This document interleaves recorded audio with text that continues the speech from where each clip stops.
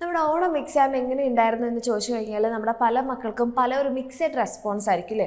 കുറച്ച് ആൾക്കാർ പറയുന്നുണ്ടാകും അങ്ങനെ തട്ടിമുട്ടിയൊക്കെ പോയി, കുറച്ച് ആൾക്കാർ വളരെ ഈസി ആയി പോയിട്ടുണ്ടെന്ന് പറയുന്നുണ്ടാകും, കുറച്ച് ആൾക്കാരൊക്കെ പറയുന്നത് ഭയങ്കര ടഫായിരുന്നു എന്നുള്ള രീതിയിലാണ്. ഓക്കെ, അപ്പം അങ്ങനെ ടഫായത് എന്തുകൊണ്ട്, അല്ലെങ്കിൽ കുറച്ച് പേർക്ക് എന്തുകൊണ്ട് ഈസി ആയി എന്ന് ചോദിച്ചു കഴിഞ്ഞാൽ അതിന് സിമ്പിളായിട്ടുള്ള ഒരു ആൻസറേ ഉള്ളൂ. അങ്ങനെ ഈസി ആയി എന്ന് പറഞ്ഞ മക്കളെല്ലാവരും തന്നെ അവർ ലാസ്റ്റ് മിനിറ്റിലേക്ക് പഠിച്ച ആൾക്കാരല്ല.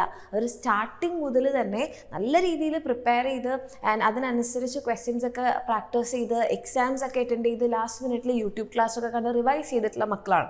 ഓക്കെ, ആൻഡ് അതുമാത്രമല്ല ചില മക്കളൊക്കെ പറയുന്നുണ്ടായിരുന്നു വെച്ചാൽ എല്ലാം പഠിച്ചു, ഓക്കെ എല്ലാം ഞാൻ എക്സാമിന് വേണ്ടി പഠിച്ചിട്ടുണ്ട്, പക്ഷേ എക്സാം ഹാളിൽ എത്തിയപ്പോൾ എനിക്ക് ആൻസർ മറന്നുപോയി, എനിക്കത് ആൻസർ കിട്ടുന്നില്ല. ഇപ്പം മാത്സിൻ്റെ ഒക്കെ ആണെങ്കിൽ സ്റ്റെപ്സ് എഴുതാൻ കിട്ടിയില്ല, ഫുൾ ബ്ലാങ്ക് ആയിട്ടുള്ള സിറ്റുവേഷനൊക്കെ ഉണ്ടായി എന്നുള്ളത്. അപ്പം ഈ ഒരു ബ്ലാങ്ക് ആവുന്ന സിറ്റുവേഷൻ അല്ലെങ്കിൽ നമ്മൾ പഠിക്കുന്ന സമയത്ത് നമുക്ക് ഭയങ്കര തറോ ആയിരുന്നു എന്ന് തോന്നിയിട്ടുള്ള കാര്യങ്ങൾ പോലും നമുക്ക് എക്സാം ഹാളിൽ എഴുതാൻ പറ്റാത്തത് എന്തുകൊണ്ടാണെന്നുള്ളതിൻ്റെ കറക്റ്റ് ആൻസർ റിവിഷൻ ഇല്ലാത്തതും നമ്മൾ സ്റ്റാർട്ടിങ് മുതൽ പഠിക്കാത്തതുമാണ് അല്ലേ. അപ്പം ഇനി നമ്മുടെ എക്സാമൊക്കെ കഴിഞ്ഞു, ഇനിയിപ്പം റിവിഷൻ ഇല്ലായിരുന്നു, നിങ്ങൾ അത് പഠിച്ചില്ല ഇത് പഠിച്ചില്ല എന്ന് പറയുന്നതിലല്ല കാര്യമുള്ളത്. ഇപ്പം നമ്മുടെ ഓണം എക്സാം നോക്കുകയാണെങ്കിൽ ജസ്റ്റ് ഒരു 1/4 പോർഷനേ കഴിഞ്ഞിട്ടുള്ളൂ. ബാക്കി വരുന്ന 3/4 പോർഷനും എന്താണ് നിങ്ങളുടെ മുന്നിൽ കിടക്കുകയാണ് അല്ലേ. അപ്പം നിങ്ങൾക്ക് ഇപ്പോൾ ഈ ഒരു കുറച്ച് ചാപ്റ്റേഴ്സ് വെച്ചിട്ടുള്ള എക്സാം എഴുതിയപ്പോൾ തന്നെ നിങ്ങൾക്ക് മനസ്സിലായി നമ്മൾ സ്റ്റാർട്ടിങ് മുതൽ പഠിച്ചിട്ടില്ല എന്നാണെങ്കിൽ നമ്മൾ വിചാരിച്ചതുപോലെ ലാസ്റ്റ് മിനിറ്റിൽ പഠിച്ച് നല്ല രീതിയിൽ നമുക്ക് എഴുതാൻ പറ്റില്ല. കാരണം കൊറോണയുടെ ആ ഒരു സമയത്തായിരുന്നു പ്രീവിയസ് ഇയർ ക്വസ്റ്റ്യൻസ് അതേപോലെ റിപ്പീറ്റ് ചെയ്യുന്നൊരു കാര്യം ഉണ്ടായിരുന്നത്. പക്ഷേ റീസെൻറ്റ് ഇയേഴ്സിൽ അല്ലെങ്കിൽ കഴിഞ്ഞ വർഷം മുതലും ഈ വർഷത്തെ ഇപ്പം നിങ്ങളുടെ എക്സാം അടുപ്പിച്ച് കുറേ കാര്യങ്ങൾ നമ്മുടെ ഗവൺമെൻറ് പറയുണ്ടായി. മനസ്സിലാക്കി തന്നെ പഠിക്കണം, ബൈ ഹാർട്ട് ലേണിംഗ് പറ്റില്ല, ക്വസ്റ്റ്യൻ്റെ പാറ്റേൺ എന്ന് പറയുന്നത് കുറച്ചുകൂടി അനലൈസ് ചെയ്യുന്ന രീതിയിലൊക്കെ ആയിരിക്കും എന്നൊക്കെ പറഞ്ഞിട്ട് ആൻഡ് അത് നമുക്ക് നമ്മുടെ ക്വസ്റ്റ്യൻ പേപ്പറിൽ കാണാനുമുണ്ട്.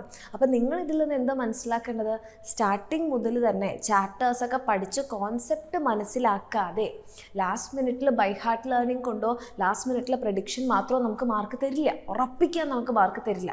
അപ്പോൾ നമ്മൾ എന്താ ചെയ്യേണ്ടത്, വേഗം തന്നെ പഠിച്ചു തുടങ്ങാം. അപ്പം നമ്മുടെ എക്സാമിൻ്റെ ബാച്ചസിൽ ഇപ്പം നമ്മൾ ഓണം എക്സാമായിട്ട് ലൈവ് ക്ലാസ്സൊക്കെ ഇങ്ങനെ സ്റ്റോപ്പ് ചെയ്ത് നിർത്തിയിട്ടുണ്ടായിരുന്നു. അപ്പം നമ്മൾ ഈ ലൈവ് ക്ലാസ്സുകളൊക്കെ റീസ്റ്റാർട്ട് ചെയ്യാൻ വേണ്ടി പോകുന്നത് സെപ്റ്റംബർ 8 മുതലാണ്.